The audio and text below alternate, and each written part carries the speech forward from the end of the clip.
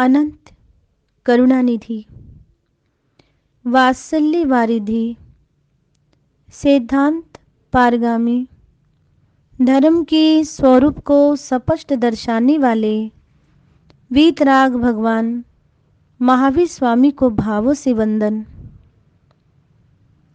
वर्तमान आचार्य सम्राट ध्यान योगी युग पुरुष शिवाचार्य भगवान के श्री चरणों में शत शत वंदन करती हूँ। गुरनी मैया महासाध्वी सरल आत्मा पूज्य श्री बीणा जी महाराज साहिब के श्री चरणों में बारंबार वंदन करती हुई धर्म प्रेमी बंधुओं, माताओं एवं भवी जीवों, वीतराग भगवान की वाणी को आप प्रतिदिन माँ जिनवाणी को श्रवण कर रहे हैं।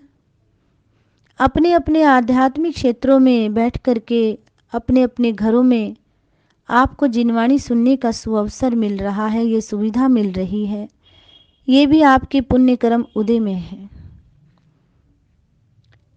वीतराग भगवान की वाणी में जितने सद्गुण छुपे हुए हैं उनको खोजना और उनको जानना और उनको मानना और उनको धारण करना ही हमारे जीवन का शुभ लक्ष्य होना चाहिए।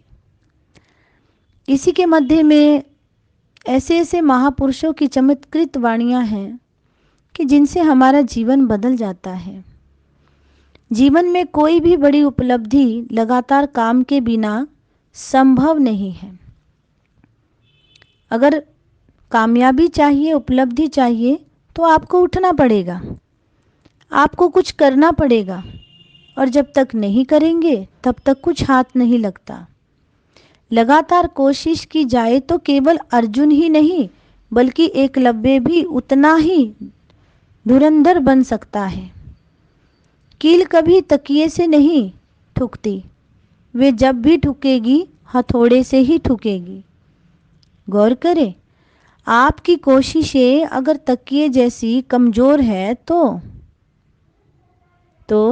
अपने आप को मोटिवेशनल प्रेरणा दीजिए और खुद को हथौड़े जैसा साहसी और मजबूत बनाइए। लगातार टिक टिक करती घड़ी हमें इस बात के लिए आगाह कर रही है, मित्र, जीवन का कांटा कहीं अटकने के लिए नहीं, सफलता के रास्ते पर मनोयोग पूर्वक निरंतर परिश्रम और संघर्ष करने के लिए है। ये घड़ी हमें ये शिक्षा देती है। जीवन में हमेशा ऊंचा उड़ने की कोशिश कीजिए। किसी के साथ कोई हंसी मत उड़ाइए, समय मत नष्ट कीजिए। आप बड़े अनमोल हैं, आपका ये समय भी बहुत अनमोल है, पर इस अनमोलता को, अपने महत्व को आप जानिए।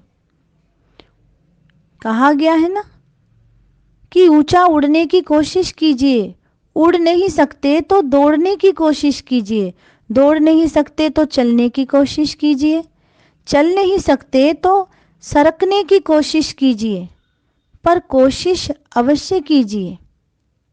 सफलता उन्हीं के हाथ लगती है जो लगातार कोशिश करते हैं, पुरुषार्थ करते हैं, तो सारी दुनिया उनकी मुट्ठी में होती है और समय का सदुपयोग होता है। एक चोर भागता भागता चोरी करने के बाद तो वो इतनी तेज भागता है कारण कि उसके पीछे राजा के सिपाही लगे हुए हैं, और वो भागता भागता किसी देवी के मंदिर में जाकर के उसके दरबार में गिर जाता है। बियाबान उजाड़ जंगल, उसके बीचों बीच एक मंदिर, और वो सीधा दरवाजे की दहलीज पर गिर जाता है। सांस फूल रही है तो बार बार उस प्रतिमा के सामने वो हाथ जोड़ करके कहता है, आज गलती हो गई, आगे गलती हो गई, लेकिन फिर कभी गलती नहीं करूँगा। मैं जीवन में चोरी नहीं करूँगा, हे देवी माँ मुझे बचा लीजिए। वो बार बार विनती करता है। तो कथाकार कहते हैं कि उस प्रतिमा से आवाज़ आती है और प्रतिमा कहती है कि उठ करके जब वो सैनिक आए तो उनको आंखें दिखाकर डराना। लेकिन वो चोर क्या कहता है, अरे मैं तो इतना डरा हुआ हूं कि मेरी आंखें ही नहीं निकल रही। फिर देवी कहती है कि अच्छा आंखें नहीं निकाल सकता तो थोड़ी जोर से गर्जना कर देना, आवाज निकालना, वो डर जाएंगे। लेकिन वो चोर कहता है कि आवाज तो मेरी दब गई है, डर के मारे मैं आवाज भी नहीं निकाल सकता। फिर देवी कहती है कि खड़ा होकर के कोशिश कर, और उनको डरा।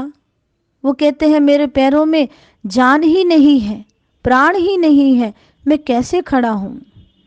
तो देवी कहती है कि चल कोई बात नहीं, थोड़ा सा सरक सरक के ही मेरी प्रतिमा के पीछे आकर के बैठ जा, तेरा बचाव हो जाएगा। लेकिन वो कहता है कि मैं सरक भी नहीं सकता। जैसा कि आप पूर्व सुन रहे थे कि दौड़ नहीं सकते तो चलो, चलने की कोशिश कीजिए, चल नहीं सकते तो सरकने की कोशिश कीजिए, पर कोशिश अवश्य कीजिए, सफलता उन्हीं के हाथ लगती है। लेकिन जब देवी ने देखा कि ये किसी भी कार्य में पुरुषार्थ नहीं कर रहा है, पर बोल पूरा पूरा रहा है कि मुझे बचा लो, तो देवी ने कहा चल निकल जा मेरे दरबार से, तेरे जैसे पुरुषार्थहीन व्यक्ति के लिए मेरे पास कोई भी जगह नहीं है। तो धर्म प्रेमी बंधुओं, कहने का अर्थ है कि जीवन में बाधाओं की चाहे सड़क पार करनी हो या रेल की पटरी, धैर्य और साहस का दामन कभी मत छोड़िए।